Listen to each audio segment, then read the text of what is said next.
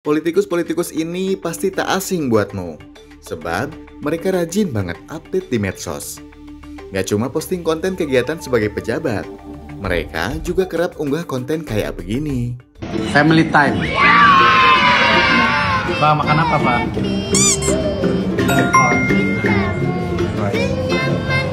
Alia?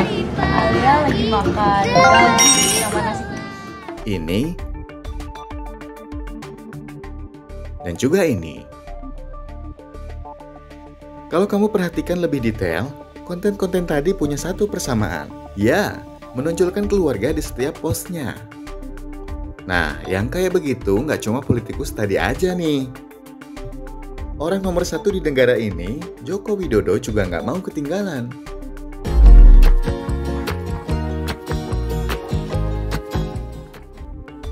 Kenapa ya keluarga jadi bagian utama dari konten-konten tadi? Apa yang ingin mereka sampaikan?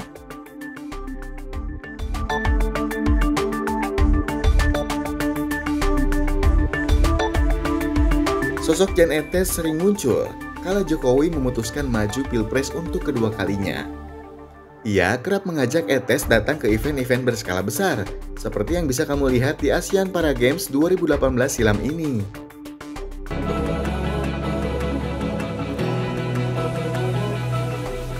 Masih pada tahun yang sama, Etes turut hadir di acara Hari Santri Nasional. Pola Jan Etes yang menggemaskan tentu bikin publik makin kesengsem dengannya. Gak mau kalah, lawan Jokowi di Pilpres 2019, Prabowo dan Sandiaga Uno kerap lakukan hal serupa. Contohnya foto yang diunggah Prabowo ini. Ia pamer kedekatan bersama Sukartini Silitonga Joyo Hadikusumo, adik dari ayah Prabowo Sumitro Joyo Hadikusumo yang berusia 99 tahun. Nah, yang lucu nih, Prabowo juga hobi banget foto sama Bobby, kucing peliharaannya. Sementara tandemnya, Sandiaga juga cukup rajin perlihatkan kedekatan dengan keluarga di medsos. Contohnya foto ini. Atau ketika mereka berkunjung ke salah satu badan amal. Mengunggah foto keluarga nggak cuma kebiasaan politikus Indonesia belaka.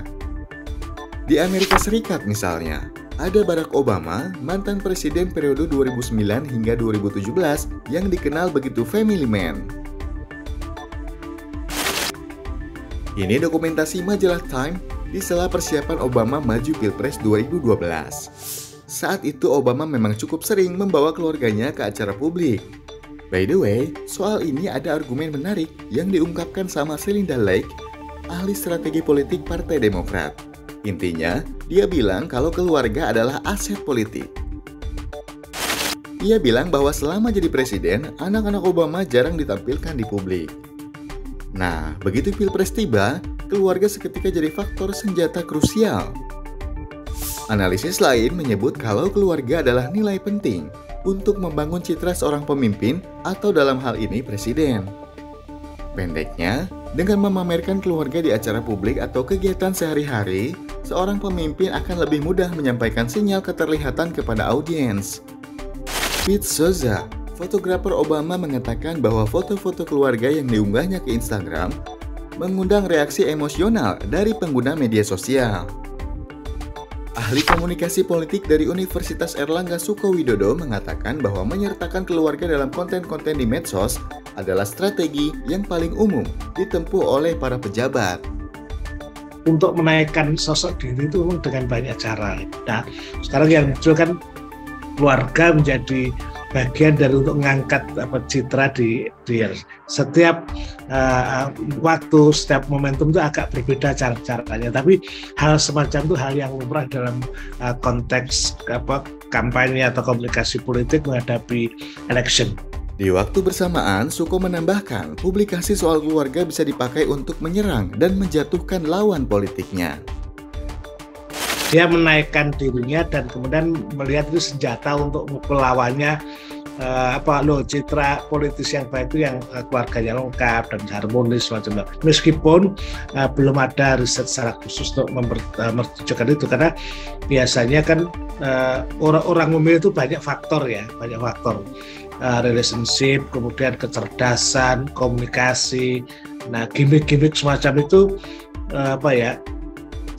hanya semacam aksesoris yang diusahakan untuk bisa mengangkat, melengkapi dari positioning yang diharapkan.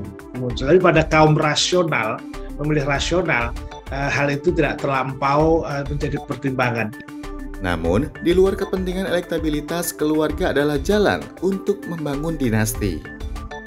Pada masa Orde Baru, Soeharto dengan begitu baik memupuk kekayaan dan pengaruhnya lewat anggota keluarganya di luar relasi dengan kroni-kroninya.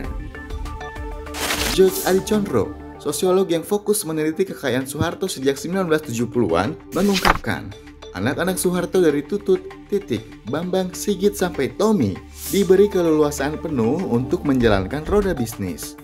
Sektor bisnis mereka merentang luas dari properti, bank, hingga transportasi. Soeharto sebagai patron tinggal membukakan pintu dan koneksi untuk anak-anaknya. Anak-anak Soeharto sering memperoleh proyek bersama pemerintah. Soeharto akan meminta jajaran di bawahnya untuk menaikkan kesepakatan dengan bisnis anak-anaknya. Adicondro mengatakan bahwa pendekatan semacam ini dilakukan Soeharto agar kekuasaan yang ia bangun, pengaruh yang ia tancapkan dapat terjaga sekalipun dirinya nanti turun tahta. Orde Baru tumbang pada 1998, tapi tidak dengan pendekatan semacam itu. Laporan Asia Sentinel merinci praktik politik keluarga di Indonesia pasca reformasi.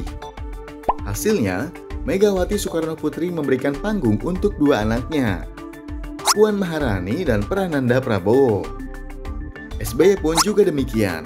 Putra pertamanya, Agus Harimurti, keluar dari militer dan sekarang menjabat jadi ketum Partai Demokrat.